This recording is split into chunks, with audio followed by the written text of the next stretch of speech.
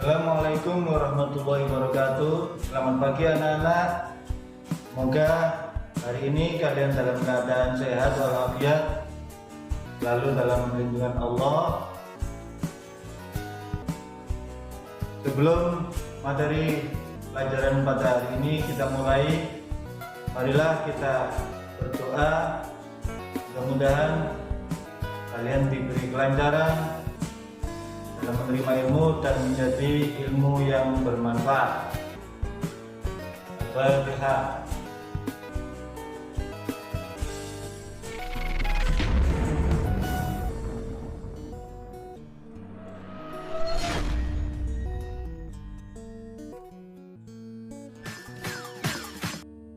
Untuk materi pada hari ini yaitu keberagaman masyarakat dalam bingkai Bhinneka Tunggal Ika. Makna persatuan dalam kebangsaan. Persatuan berasal dari kata satu, artinya tidak terpecah belah atau utuh. Persatuan dapat diartikan sebagai perkumpulan dari berbagai komponen yang membentuk menjadi satu. Oleh karenanya, persatuan berarti bersatunya bermacam-macam kebudayaan menjadi satu yang utuh dan serasi. Persatuan memiliki makna dinamis yang berbeda-beda, namun terikat menjadi satu. Istilah ini secara nyata ada pada sila ketiga, yakni Persatuan Indonesia. Persatuan identik dengan kesatuan. Kesatuan juga bermakna terikatnya yang berbeda-beda dalam ikatan menjadi satu, namun lebih bersifat statif. Kesatuan secara nyata dapat dilihat pada Undang-Undang Dasar Negara Republik Indonesia tahun 1945 pasal 1 ayat 1 yang berbunyi, negara Indonesia adalah negara kesatuan yang berbentuk republik. Dengan demikian, makna persatuan dan kesatuan dalam kebangsaan Indonesia adalah adanya rasa persatuan sebagai suatu bangsa dari seluruh rakyat yang mendiami wilayah Indonesia, meskipun berbeda suku, agama, ras, dan golongan. Karena Indonesia negara hukum, maka kesatuan bangsa Indonesia itu harus punya landasan. Landasan yang pertama adalah landasan ideal. Landasan ideal ada pada sila ketiga Pancasila yang berbunyi Persatuan Indonesia, yang mengandung nilai-nilai luhur dan ideal sebagai berikut. Satu, menempatkan persatuan, kesatuan, serta kepentingan dan keselamatan bangsa dan negara sebagai kepentingan bersama di atas kepentingan pribadi dan golongan. Yang kedua, rela berkorban. Yang ketiga, mengembangkan rasa cinta tanah air dan bangsa. Keempat, mengembangkan rasa kebangsaan dan bertanah air Indonesia. Landasan yang kelima, memelihara ketertiban dunia, serta yang keenam, mengembangkan persatuan Indonesia atas nama Bhinneka Tunggal Ika. Untuk landasan konstitusional ada pada Undang-Undang Negara Republik Indonesia tahun 1945 pada pembukaan Undang-Undang Dasar alinea keempat serta pasal 1 ayat 1. Untuk landasan sosiologis, persatuan dan kesatuan bangsa terbentuk dari unsur-unsur sosial budaya masyarakat Indonesia seiring dengan perkembangan zaman. Unsur-unsur sosial budaya itu seperti sifat kekeluargaan dan jiwa gotong royong. Kedua unsur itu merupakan sifat-sifat pokok bangsa Indonesia yang dituntun oleh asas kemanusiaan dan kebudayaan. Persatuan dan kesatuan bangsa Indonesia terwujud secara kuat dengan landasan sifat kekeluargaan, gotong royong, dan musyawarah untuk mufakat yang telah menjadi nilai-nilai sosial bangsa Indonesia. Kemudian untuk landasan historis atau landasan sejarah,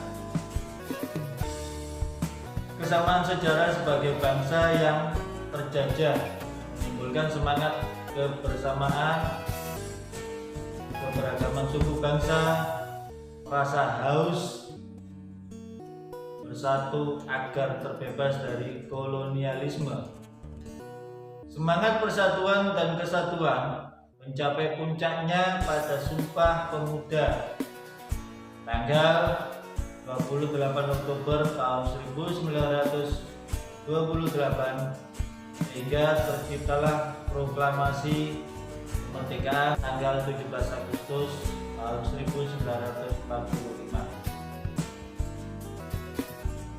Makna persatuan dan kesatuan dalam kebangsaan itu mempunyai beberapa makna. Yang pertama, rasa persatuan dan kesatuan menjalin rasa kebersamaan dan saling melengkapi antara satu dan yang lain. Yang kedua, menjalin rasa kemanusiaan, toleransi, dan harmonis untuk hidup berdampingan secara damai. Menjalin rasa persatuan, kekeluargaan, dan sikap tolong-menolong antar sesama, serta menumbuhkan sikap nasionalisme. Untuk prinsip persatuan dalam keberagaman suku, agama, ras, dan antar golongan, itu ada beberapa prinsip yang harus dimiliki oleh bangsa Indonesia. Yang pertama, Bhinneka Tunggal Ika. Kedua, nasionalisme Indonesia. Tiga, kebebasan yang bertanggung jawab. Keempat, wawasan Nusantara. Kelima, persatuan pembangunan untuk mewujudkan cita-cita reformasi. Prinsip yang keenam, kebanggaan sebagai bangsa Indonesia, cinta tanah air, bangsa dan negara, serta prinsip yang terakhir, patriotisme. Permasalahan yang sering muncul dalam keberagaman suku, agama, ras, dan antar golongan. Sikap negatif yang menjadi masalah dalam masyarakat yang beragam dan harus dihindari. Ingat ya, harus dihindari. Yang pertama adalah egoisme atau individualisme. Sikap merasa bisa sendiri.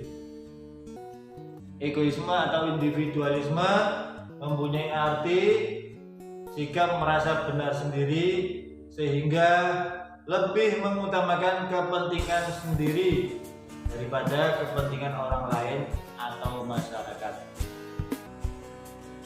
Yang kedua, fanatisme sempit. Fanatisme sempit yaitu sikap terlalu yakin akan kebenaran keyakinannya sehingga menganggap keyakinan yang lain salah. Yang berikutnya adalah primordialisme, yaitu ikatan kekerabatan dan kesamaan suku bangsa, daerah, bahasa, dan adat istiadat. Jika berlebihan, misalnya memandang bahwa suku bangsanya yang lebih baik atau paling baik dan menganggap rendah suku bangsa lain, maka ini harus dihindari. Berikutnya adalah separatisme. Separatisme yaitu sikap mementingkan daerah daripada bangsa dan negara, sehingga cenderung akan memisahkan diri dari kesatuan bangsa dan negara. Kemudian stereotip negatif atau etnis, yaitu pandangan subjektif dari etnis tertentu terhadap etnis lainnya. Yang berikutnya anarkisme. Anarkisme yaitu sikap yang mengutamakan kekerasan fisik untuk mencapai tujuan. Dan yang terakhir rasialisme, yaitu sikap membeda-bedakan manusia berdasarkan ras atau warna. Upaya-upaya yang harus dilakukan untuk mencegah konflik yang bersifat sara. Yang pertama, upayanya penambahan sikap cinta kasih. Saya yakin semua agama mengajarkan cinta kasih. Upaya yang kedua, penanaman persatuan dan kesatuan. Yang ketiga, penegakan supremasi hukum. Keempat, pemerintah yang cepat tanggap dalam setiap permasalahan yang ada di masyarakat. Upaya berikutnya, pengamatan nilai-nilai persatuan dan kesatuan. Dan upaya yang terakhir, penumbuhan cinta tanah air dan kesadaran bela negara. Dari saya cukupkan sekian. Assalamualaikum warahmatullahi wabarakatuh.